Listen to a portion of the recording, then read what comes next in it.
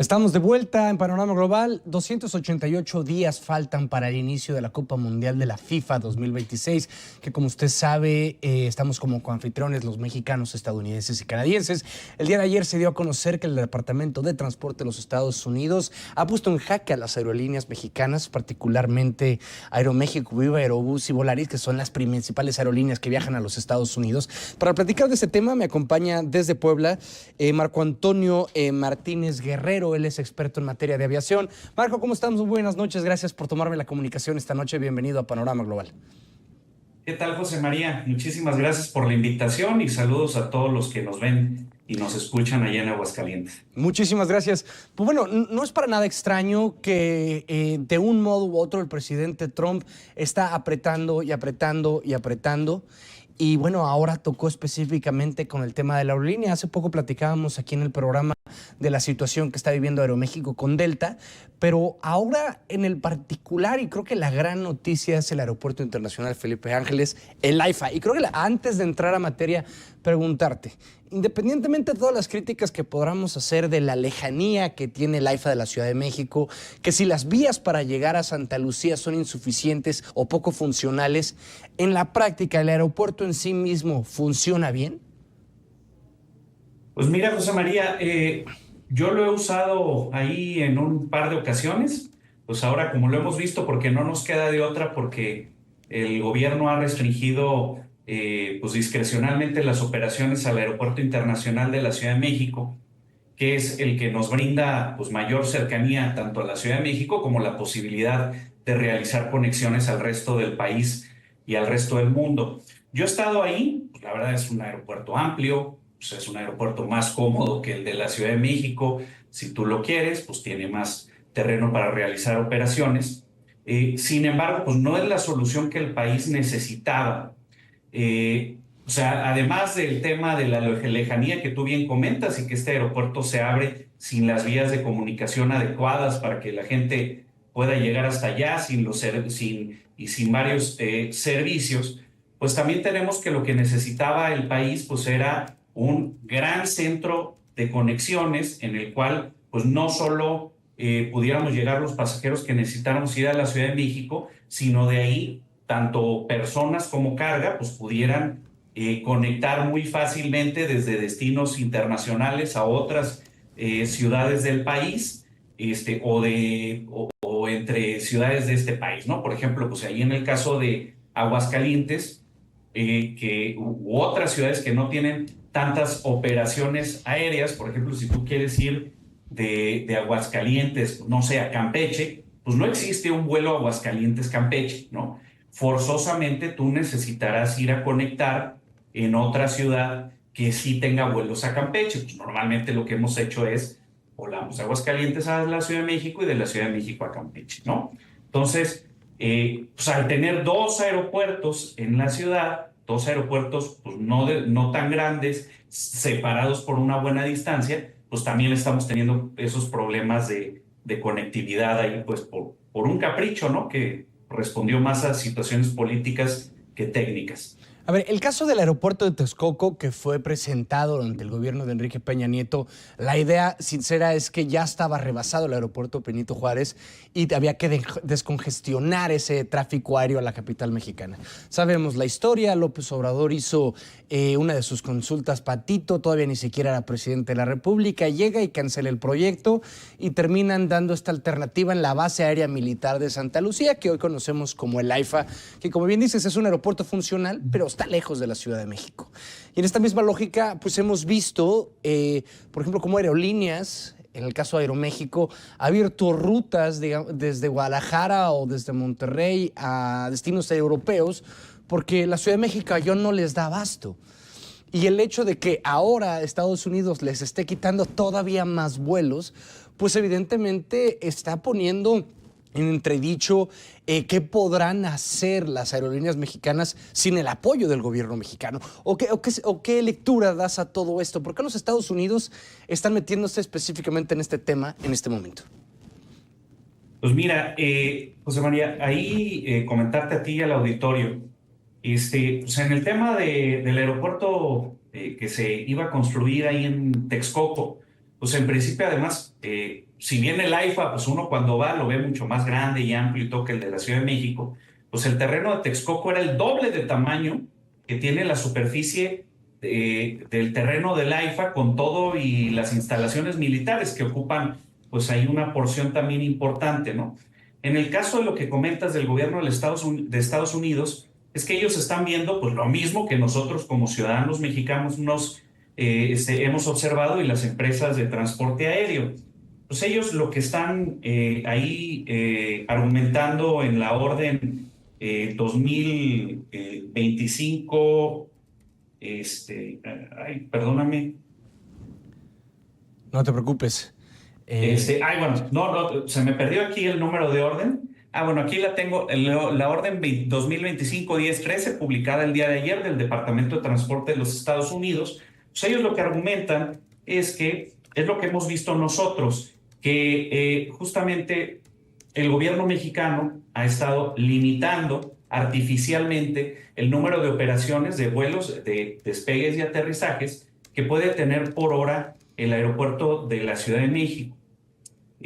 Para quienes no lo sepan, pues bueno, los aeropuertos del mundo que tienen un gran número de operaciones y que se ven rebasados, tienen un concepto que se llama slots, que es unas franjas horarias que le dan a cada aerolínea para que pueda aterrizar o despegar en cada hora del día, ¿no? Es decir, pues Aeroméxico tendrá un número autorizado de despegues y aterrizajes en el aeropuerto de la Ciudad de México en tales horarios, ¿no? Lo mismo Viva, Volaris, todas las demás aerolíneas y las aerolíneas extranjeras, por supuesto.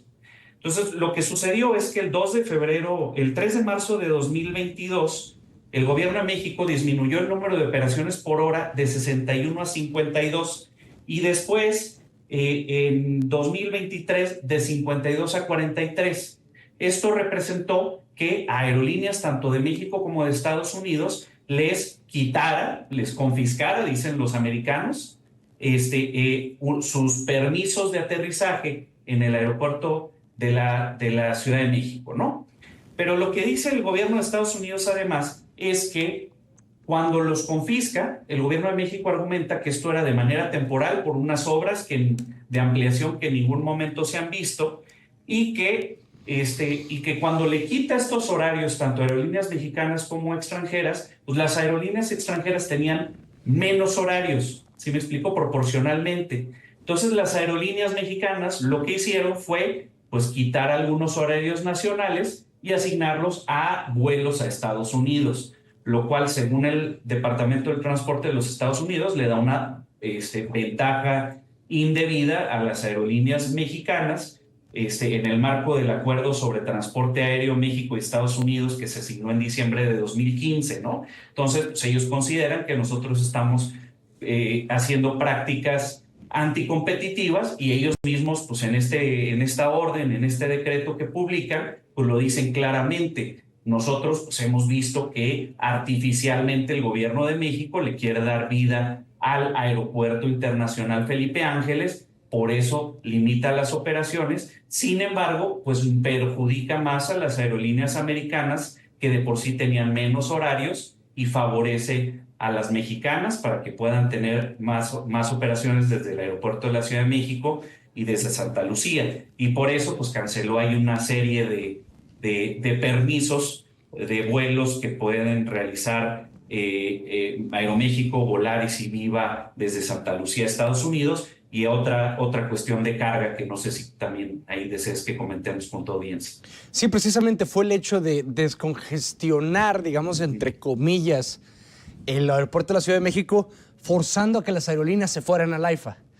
Pero evidentemente los pasajeros no quieren ir para allá y esa obligación que habían hecho que también para el transporte de carga, evidentemente no funcionó porque la logística y los costos de llegar de Santa Lucía, Estado de México, hasta la Ciudad de México, pues tampoco eran viables, ¿no?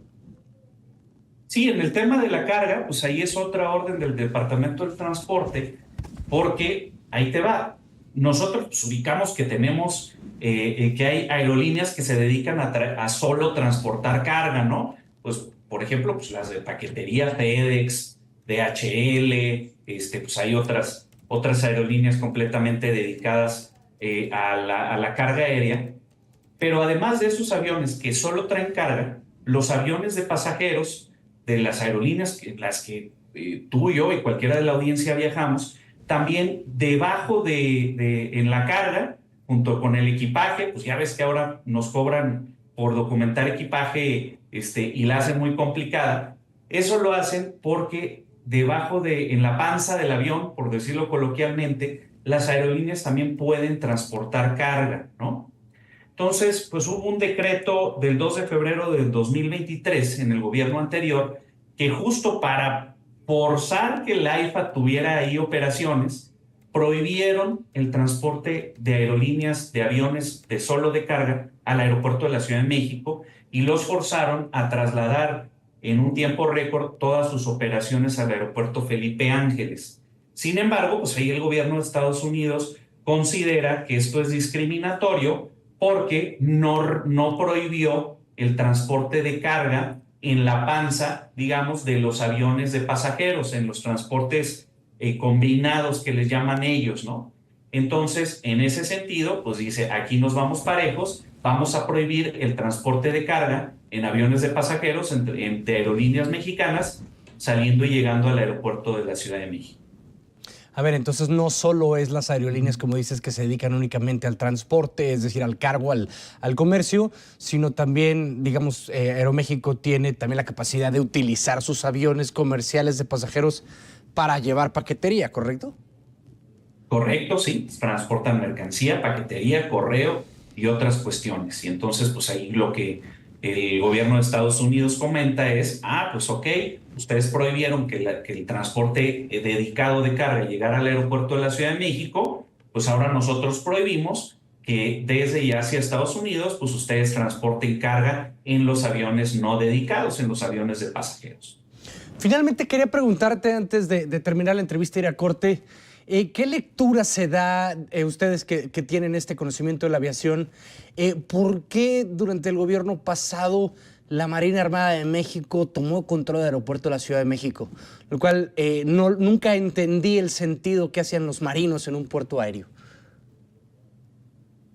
Pues mira, ahí sí yo creo que la duda la tenemos todos, ¿no? Desgraciadamente, pues nosotros en gobiernos anteriores, para bien o para mal, pues entendíamos que muchas de sus acciones pues eran orientadas, pues por un lado, pues a facilitar para las empresas pues lo que fueran necesitando y lo que fuera dictando el mercado y pues también lo que necesitáramos las personas, ¿no? Y en eso pues había cierta claridad, criterios, instituciones que lo normaban. Sin embargo, pues en el gobierno anterior y pues no son tan transparentes en sus intenciones, ¿no? Por ejemplo, pues tenemos el caso de la Aerolínea Mexicana de Aviación, que es operada por la Secretaría de la Defensa, pues por ahí por el Ejército, y que pues no nos explicamos cuál es, desde un sentido normal de costo-beneficio, etcétera, pues no nos explicamos cuál es el beneficio de que ellos subsidien una aerolínea que no está sacando sus costos, nos está costando a los contribuyentes.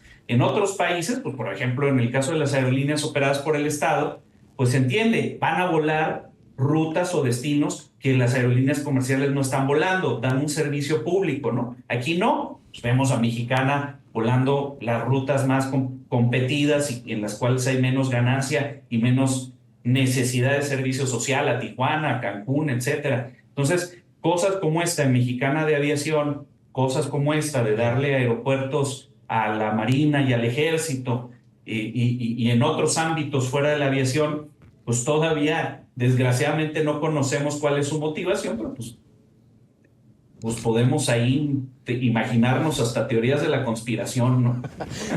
Marco Antonio Martínez, guerrero experto en aviación, muchísimas gracias por haberme tomado la comunicación esta noche aquí en Panorama Global. Hombre, muchísimas gracias a ti, José María. Un gusto esta primera vez y a la orden. Te mando un fuerte abrazo hasta Puebla. Antes de ir a corte, quisiera dar lectura a un mensaje que llega. Chema, buenas noches. Además de que el AIFA no tiene el visto bueno de la OASI, pero México le ha dado vuelta a este asunto y no sé qué forma. Saludos. Voy a corte, no se vaya, ya regreso. Estás escuchando Panorama Global con Chema León Lara en Radio BI, BI TV y BINoticias.com.